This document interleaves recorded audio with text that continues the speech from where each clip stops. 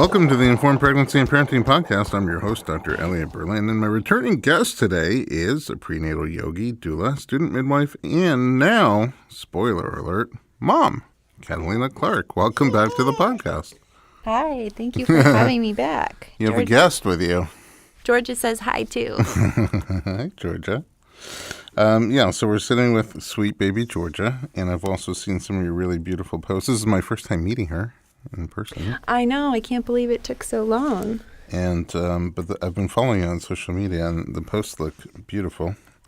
And I'm excited to find out more about how your birth and labor and postpartum and motherhood experiences have been after having helped so many other people through the process.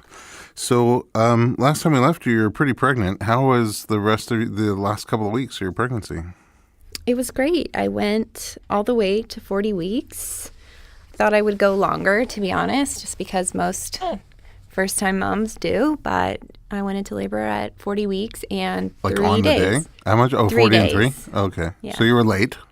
No, I'm just kidding. You were. I wouldn't consider it late. Some may consider it late. Some people like after midnight on the day 40, they feel late. No, it was right on time. Yeah. And how did it start for you? And so you weren't going stir crazy because you thought it was going to be later than that. Yeah, I was expecting it. I went to my last prenatal appointment on a Monday. With the midwives? With my midwife, Alex. And we actually went to the beach afterwards, and we went swimming in Santa Monica. In the ocean? Mm-hmm. Oh, amazing. And there were all these dolphins swimming in the waves right in the shore break, right on Ocean Park. And we were like, it's a sign the dolphins have come to give me a blessing way. Oh, wow. And their little ultrasounds that they do. Yeah. Mm-hmm. And so we were really excited, and I went home that night. When you're 40 weeks and 3 days pregnant at the beach, do you get attention? Do you draw? I don't think I noticed it. I would think I was just in my own little bubble. Mm. But it was also like 5 p.m., wow. So it wasn't a super busy time, but it was one of those really warm summer nights at the beach where you feel like you could stay there all night. Sounds dreamy. And the water felt amazing, especially at 40 weeks. Just soothing on your body? Super. So I went home that night not thinking anything of it, not expecting to go into labor anytime soon. And I just started to have really mild cramps, what I felt like was the very, very, very early stages. Mm-hmm. Like this could go on for another week or two like this. Or labor could start in the next day or two. I wasn't really quite sure. But it was a ramp up from what you had been feeling earlier. The next day I had a day planned with my mom to go have a spa day in Santa Monica, and she was going to take me to get a massage and go to the pool, and I didn't want to miss that. So even though I was having these mild cramps that I knew could be labor or could go on, I decided to go with it. So I made it to the pool for about 1 hour and lunch, and then I said, I think I better go home and rest because I think tonight could be the night. Mm-hmm. So my mom was there with me during my early labor, which was not planned at all, but it was actually really sweet the way she cooked for me and made teas and labor aids and helped me prepare while my husband was at work. That's so nice. Yeah, it was really sweet. Thank you, universe. I think she was also glad to be a part of the experience. I'm sure. Until we had to kick her out of the house. Yeah, how'd that go down? Well, she didn't want to leave. She wanted to get a hotel room nearby. She was very excited. But once my husband got home from work, he was like, it's time to go. And he told her I wasn't going to go into active labor until she left and, reminded her about our boundaries that we'd set prenatally and that we'd let her know when the baby was here or if I was actually even in labor or not. Yeah. I was still in denial at that point. Had things picked up more? No, they were kind of the same. And I was also, as a midwife, we often say, or even as a doula, if there's nothing coming out of your vagina yet, then you're probably not near active labor. So if there's not some mucus or blood or fluid, probably nothing's really happening quite yet. It's still early. So I was waiting for that all day and even all night. So it didn't ramp up until about midnight, but I still wasn't having any other signs other than cramps. Okay, so but did you go to bed before midnight? No, we stayed awake. I wasn't able to sleep. So we set up the house knowing that it was going to happen sooner rather than later. So we wanted to get the tub set up and the supplies and move the bed around and get the space ready. Mm-hmm. So once we did all of that, then things started to ramp up. Ramp up in what way? The contractions didn't get closer together, but they started to get more intense. Okay, more pressure? More pressure, more... The only word I know how to describe it is intensity. I wouldn't even describe it as pain necessarily, just intensity, like full body. It became a full body experience rather than just a localized, like, I'm having a cramp. Okay. Were they uncomfortable? Definitely became uncomfortable. Yeah, it wasn't I wasn't able to just go about my day like I had been. Or go about my evening. I had to stop and focus on them. When they would happen?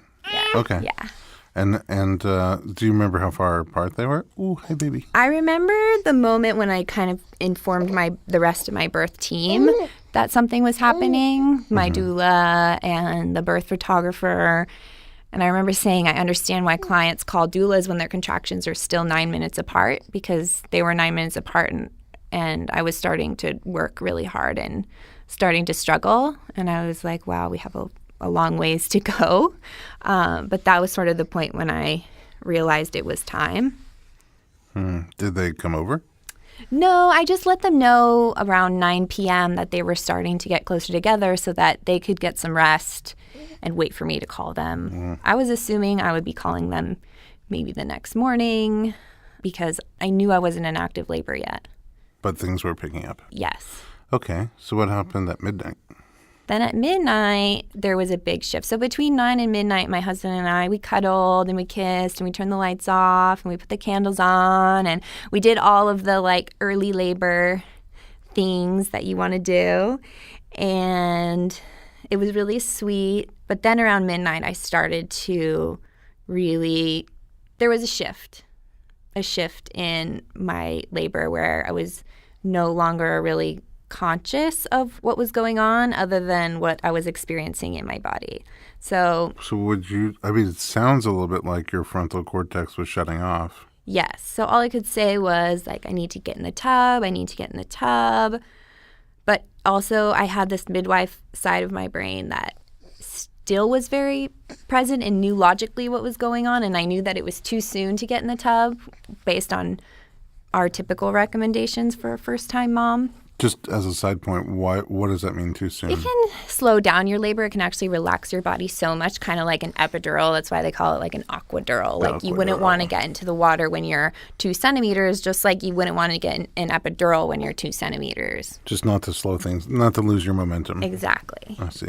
Exactly. So the midwife part of your brain, I guess so ingrained from just seeing it and doing it over and over again. Exactly. Is saying don't get in the tub, but your body's sort of like, the tub sounds nice right now. Yes. So my husband panics basically and frantically It's what tries to set up the tub, even though he had no idea what he was doing. And usually the midwives set it up when they get there because there's plenty of time for a first-time mom, but he's trying to help me basically. And so I tell him to call Alex. He calls a couple times. She happens to just not pick up the phone. So that makes him to panic even more. Eventually we get a hold of her and I tell her to come over and I want her to check me and tell me that either that this is happening tonight or that I have a long ways to go and this is prodromal early labor because I'm really unsure. So she does. She checks me and she says, no, this is happening. You do have long ways. You have quite a ways to go, but your body is opening. Everything feels soft. The baby still has a ways to come down. And she just kind of, without telling me how dilated I was, she gives me like an idea of the landscape of what we're looking at and how my body is doing. Does that satisfy your thirst for knowledge? Yeah, it did. And she reassured me that she also felt the need to get in the tub pretty early on in her labor and that it really helped her. And she encouraged me to get in the tub if that's what I wanted to do. Yeah. So I did, and Ben, my husband, was very tired because he had worked until like 3 a.m. the night before that and had worked a full day that day. So he was exhausted, and we weren't sure if we were going to bring our doula on or not. She kind of was like on standby because we wanted to do it on our own, but we were open to the idea of having her there as well if we needed her. Okay. So eventually Alex looked at me and was like, Doula time. yeah, why don't we call her so that Ben can take a nap and rest and we can work together. That makes sense. And I'm really glad we did call her. So she came over around 3 or 4 in the morning so that Ben could take a nap and that she could be with me. And I labored in and out of the tub all of that time.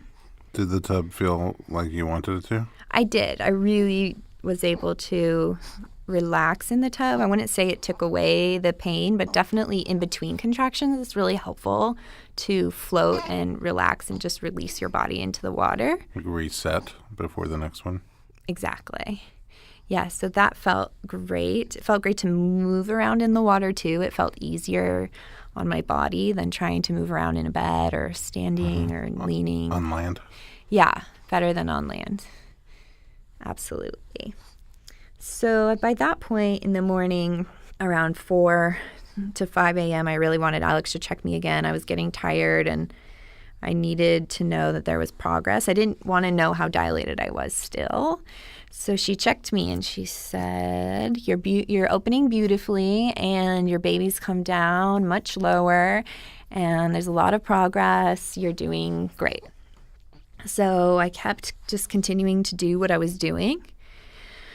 And then about an hour or two later, around maybe 6 or 7 a.m., I started to feel the shift and feel more pressure. Not like I was ready to push, but just a lot of pressure and a lot more intensity.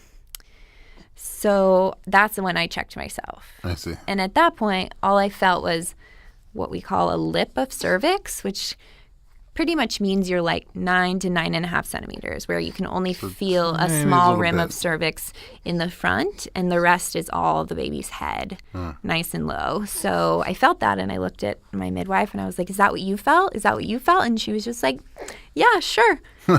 She just trusted that I knew what I was feeling, and so that was extremely encouraging. My water still hadn't. Why at that point did you choose to check yourself versus have Alex check you?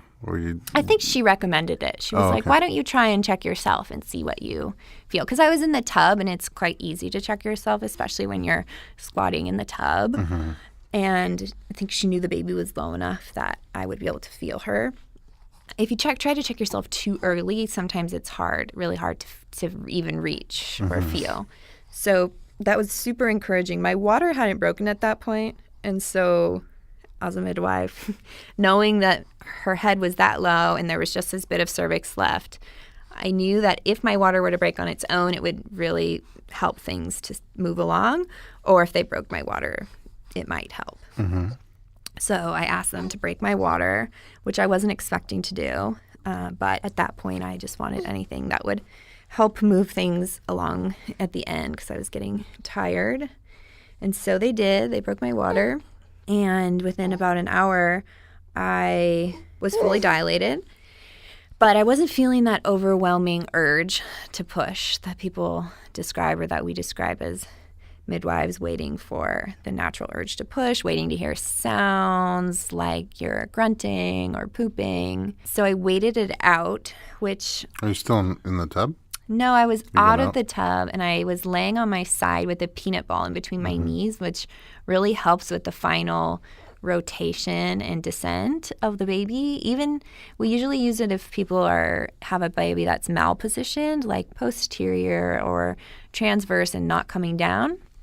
But for me, it just helped her to come down and get rid of just that little last bit of cervix. Yeah, peanut ball, for anybody who doesn't know, is sort of like a yoga ball, exercise ball, but it's a little bit more oblong, and it has an indentation in the middle that you can kind of wrap your leg around. Yeah, it looks like a peanut. And it looks like a giant peanut.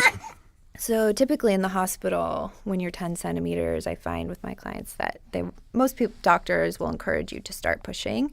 But it was important to me. And even in midwifery, we sometimes a mom is ready to push at 10 centimeters, and sometimes we wait for that like primal urge to push. So I got to 10 centimeters and then waited to labor down. And it took about an hour before I basically turned to my doula and said, get the stool, I'm ready to push. So it was a very kind of like lucid moment that I remember, as opposed to the sort of ethereal, otherworldly experience of the labor. So my midwife grabbed the squatty potty from my bathroom, and we set up a squatting, basically birthing stool in my bedroom, and I squatted while sitting on the squatty potty with my doula with her arms behind me, holding me up. She was your stool. Yeah, exactly. So I leaned back on her. She held me up, and my husband Ben was sitting in front of me ready to catch her. And as soon as I started pushing, she started to crown really quickly. So I think I attribute that to waiting to push. Oh, yeah. Instead of pushing just because you were 10 centimeters. Yeah, exactly. So until she had come down, and pushing was definitely an unconscious feeling. Like I didn't even try to push. My body just pushed for me. Wow, that's really cool. Yeah, I found it. That was the most surprising thing, I think, from labor is you don't really feel the urge to push. The urge to push just happens to you. At least it did for me. And so I pushed and I pushed, and she came, rocked up and back a few times. Meaning you could see your head feel it start coming out, and then it would come back inside. Right, rocking under the pubic bone. And then she crowned and stayed there for a few minutes, and was pushing and pushing and pushing, and her head was just kind of staying there, which usually, it comes quite quickly in the end, but her head was coming really slow. So she kind of was birthed to the eyebrows, and then to the eyes, and then to the nose. And when she was halfway out, I was like, I think I need to stand. So I stood, and then... Can I just, before you get, it's very fascinating, but I'm just curious, is there coaching while you're pushing?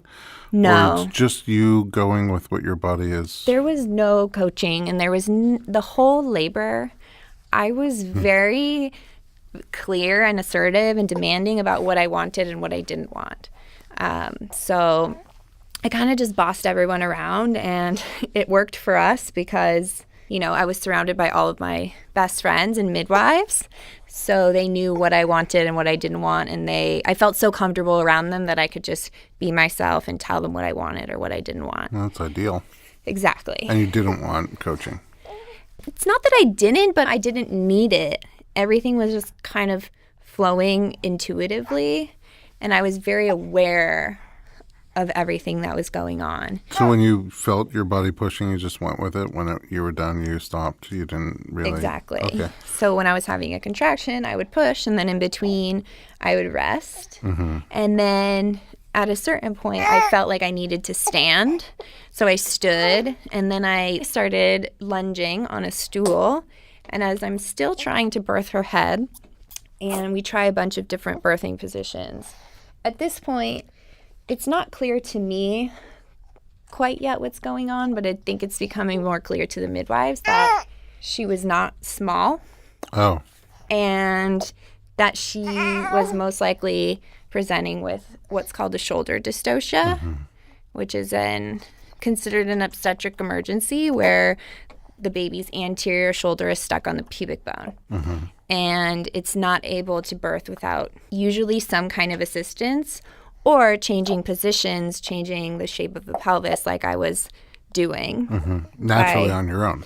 Right, by squatting. Getting up and lunging.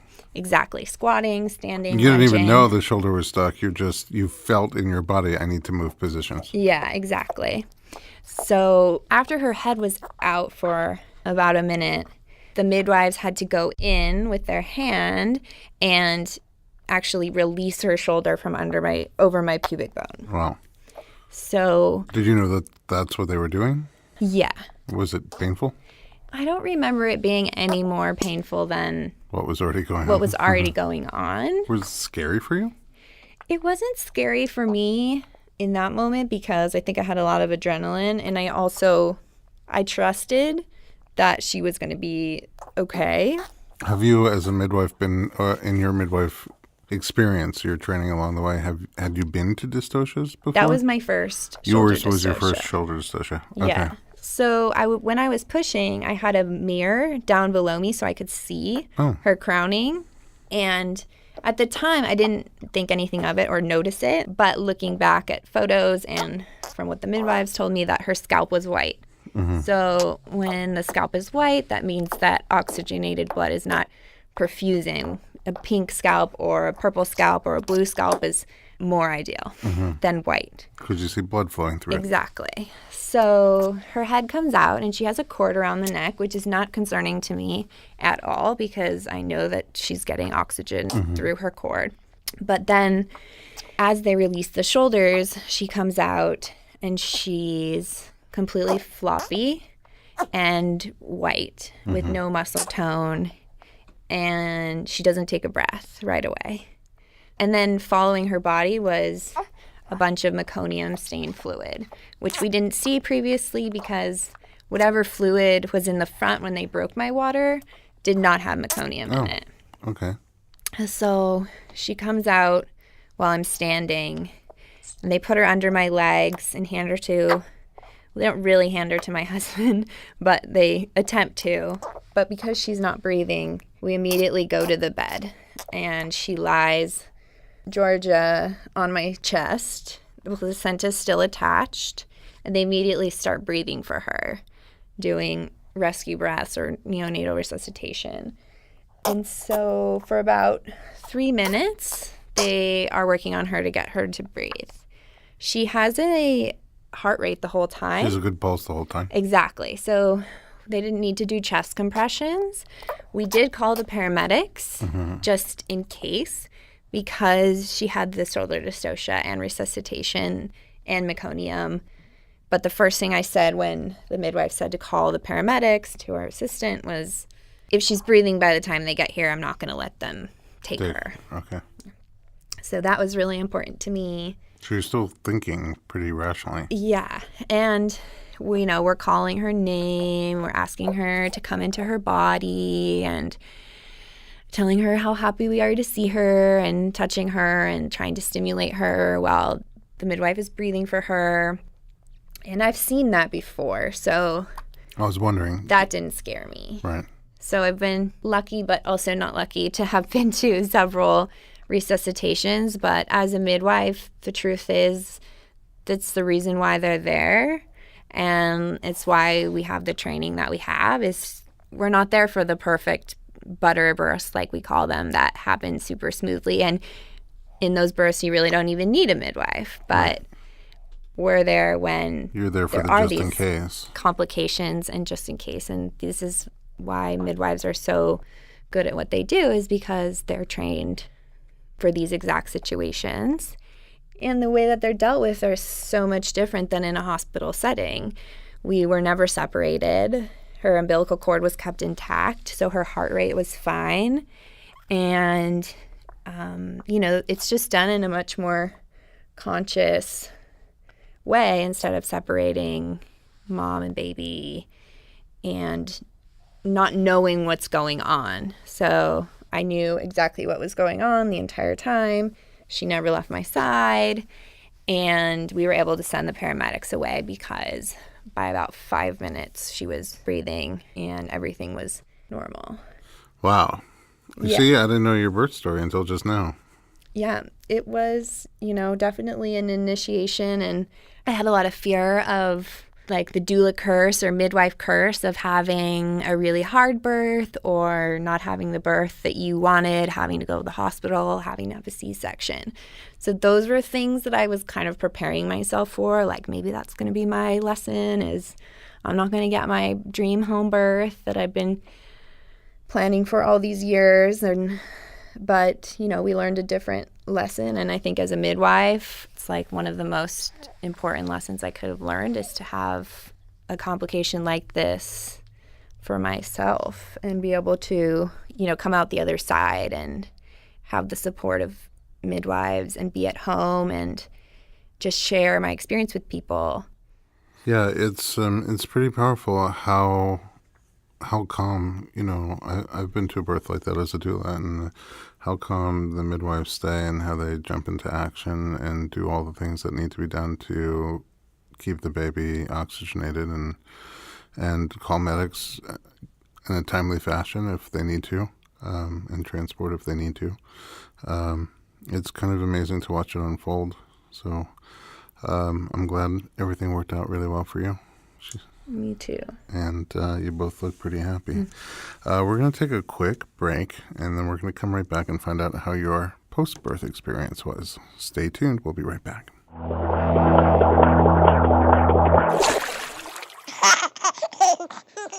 Check out the Doing It at Home podcast, hosted by Matthew and Sarah Bivens. It's a show dedicated to empowering stories and resources around home birth.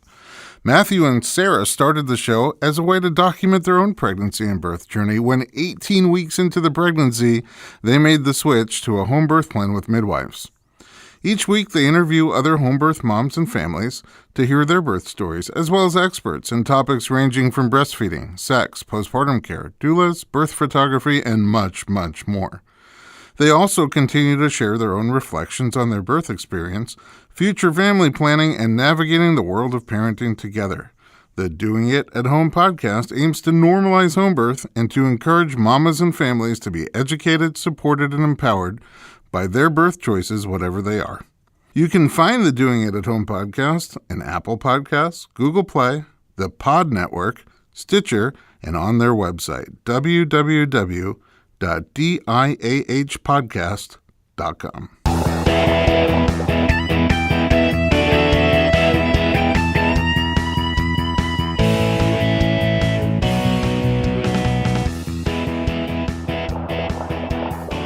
Welcome back to the Informed Pregnancy Podcast. I'm your host, Dr. Elliot Berlin, and we're continuing our chat with new mama, Catalina Clark. So after your little dramatic arrival, how have things been since then?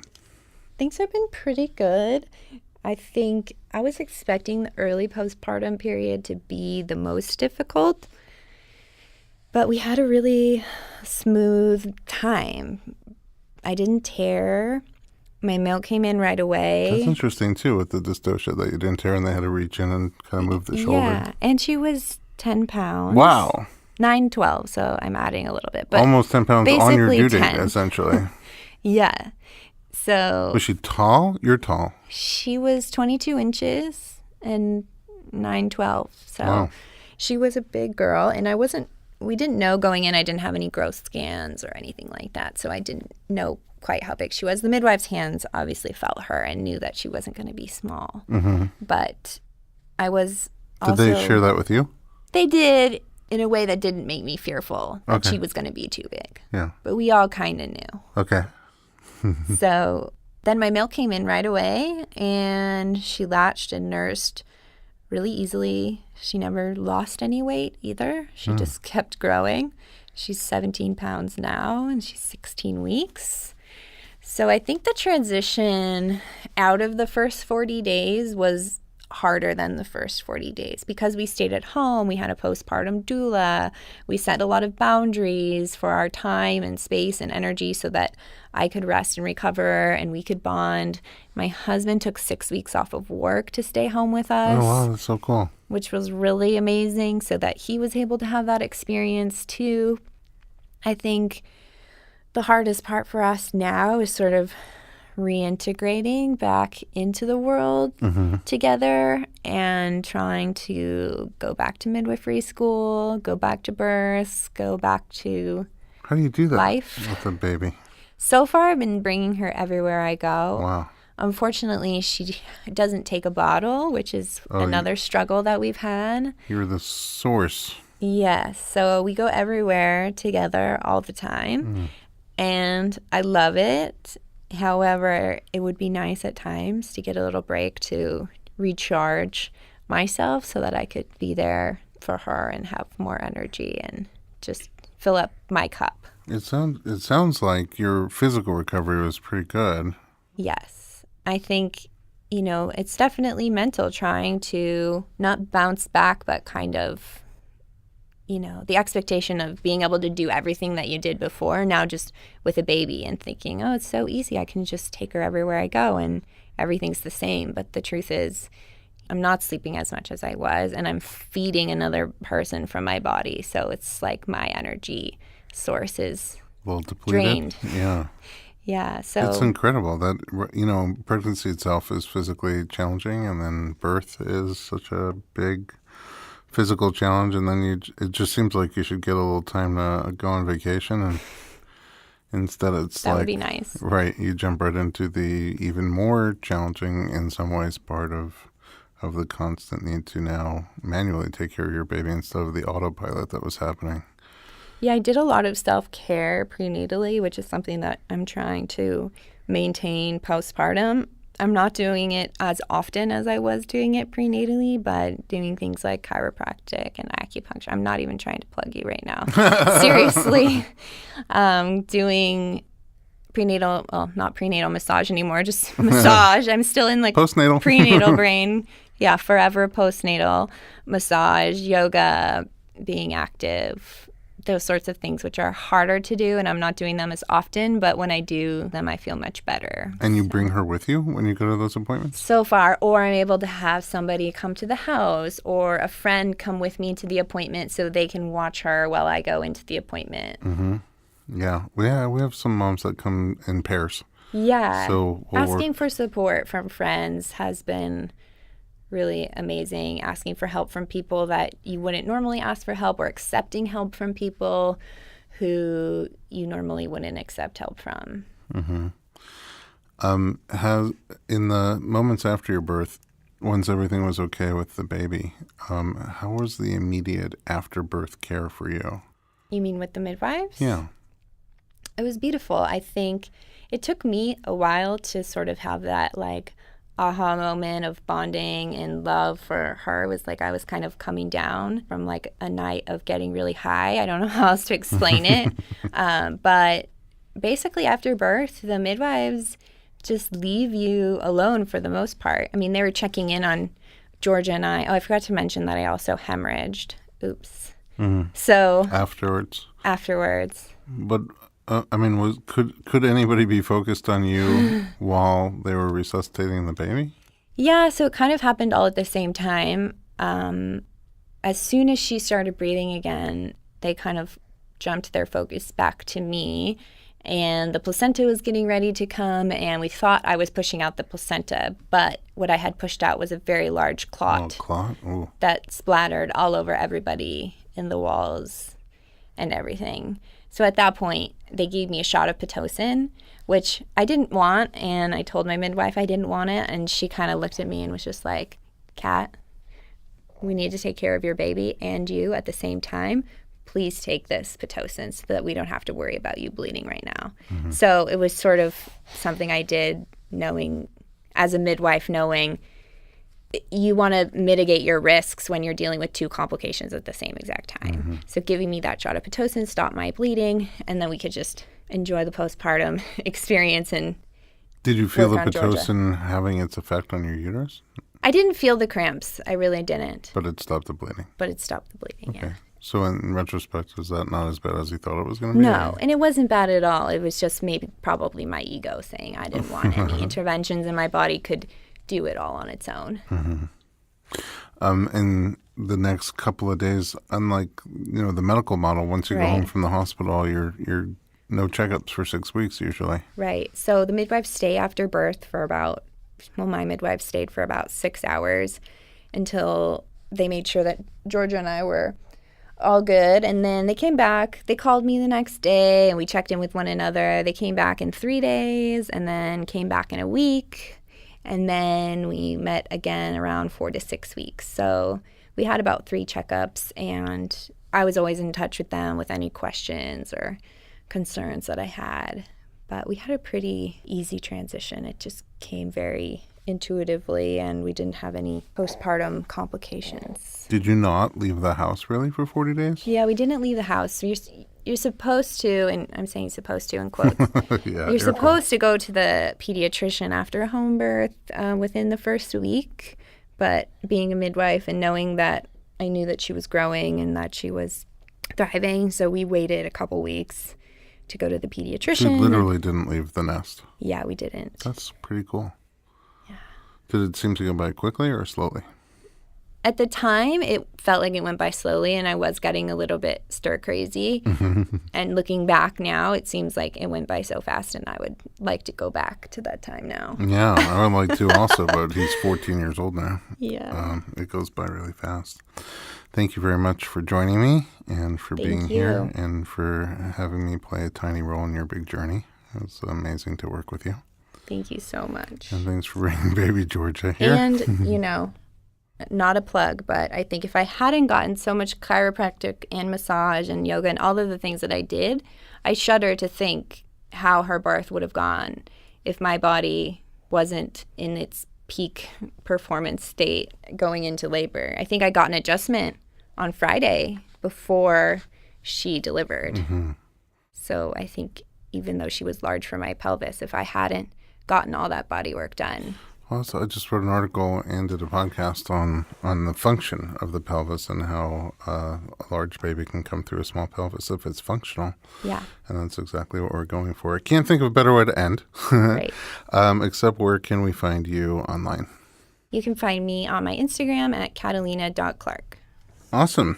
And at home, thanks for listening to the Informed Pregnancy Podcast. We love your feedback and your suggestions. For more pregnancy and parenting media, connect with us on Instagram or Twitter at Dr. Berlin, DOCTOR Berlin, or at informedpregnancy.com.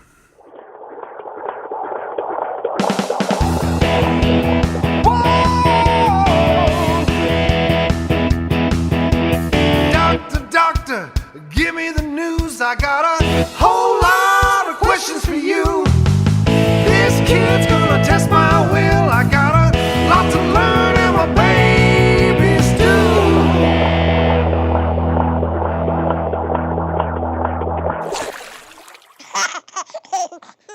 This podcast is a proud member of Parents on Demand, a network of high-quality shows for families just like yours.